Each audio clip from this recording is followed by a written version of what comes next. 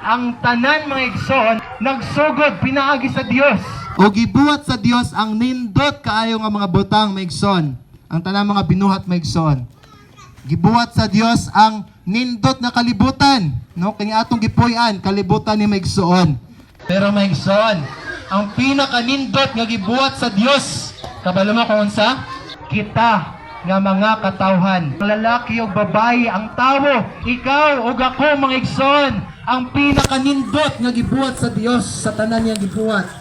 No, ang tawo ang may pinakataas nga value maigsoon.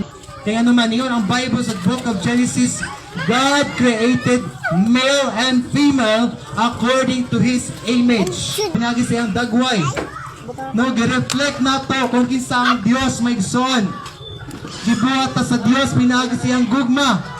Gibuhat ta sa Dios pinaagi siyang pagkamatarong. Gibuhat ta sa Dios pinaagi sa iyang pagka-perfecto.